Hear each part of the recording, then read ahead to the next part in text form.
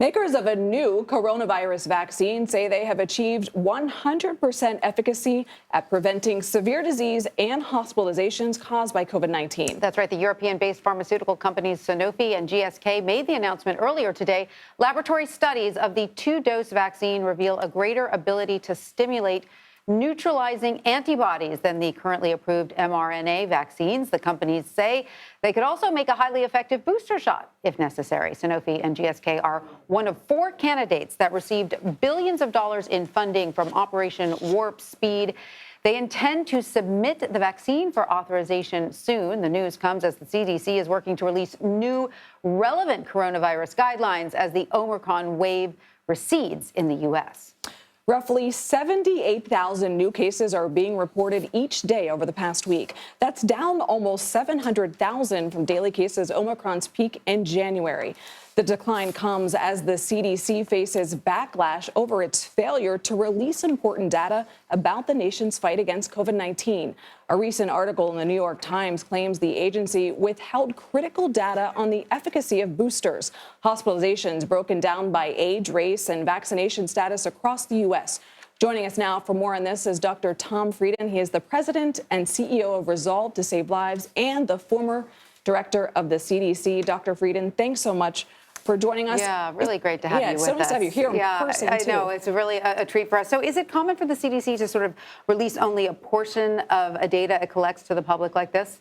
The reality is that the data infrastructure in the U.S. is very weak. Hospitals, laboratories, health systems, public health departments are all using different systems. So CDC has the challenge of getting information that's good enough to release, not going to be inaccurate, and useful for people to have. Tricky to do all that, right? I mean, does this era of misinformation online play any role in the CDC's reluctancy to release data, when it releases data, how much data it releases, what we actually see in the public?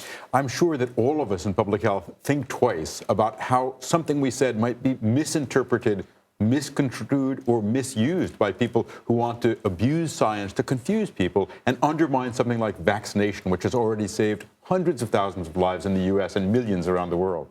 So we know COVID cases, Omicron cases are declining. I've been reading about, tell me if this is true, you're the expert, a potential hybrid of Omicron and its subvariant BA2, and that if a hybrid would emerge, it could be more dangerous for us. Is that true? Regardless, are we ready for a potential new variant to hit us? Here's the bottom line. First off, we are in better shape than we've ever been. We've got more vaccines, more treatments, more tests, better understanding of masking, more surveillance, more genomic surveillance. We are better prepared than ever. Second, we don't know what's going to happen yet next with the COVID virus. People who tell you with certainty they know what's going to happen don't know what they're talking about. Right. Because the virus may change. We don't yet understand how long our immunity will last. What we need to do is move forward. We're going to have a brighter 2022 because we have all of these tools to move forward. That is such good news. Doctor, you know, so many of us were hit by Omicron during this Omicron wave, even after we were double vaxxed and boosted and wearing our masks. So it sort of surprised those of us who it hit, including myself. So my question is that sort of extra immunity boost that you got from getting Omicron, does that wane? Can we get Omicron again? We don't know. There's some data out that the so-called BA2 subvariant of Omicron is not likely to hit someone who's gotten Omicron. So that's good news. Happens, but rare.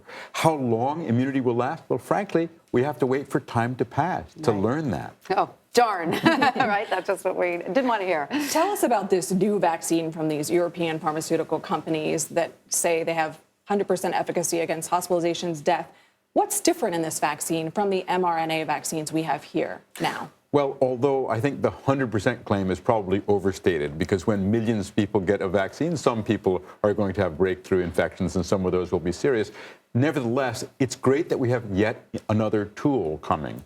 The Novavax vaccine uses a similar technology. For people who got scared by the phrase mRNA, this may be another option, though in this country, it'll be a long time before it becomes available. Bottom line is that getting fully up to date with your vaccination series is enormously important to protect you, to protect people around you, and to help our economy get back growing. So really quickly before we let you go, we know the CDC is working to update its relevant guidelines based on where we are now. Can you give us a preview of what that might be? We'll see what comes. What we've been encouraging is a system that would give people information so that you know essentially how hard it's raining COVID in your community and what you can do to protect yourself, your family, and your community. All right. Thank you, Dr. Friedman. Dr. Bean, thank you so much Thank for you. being here. Good to see you.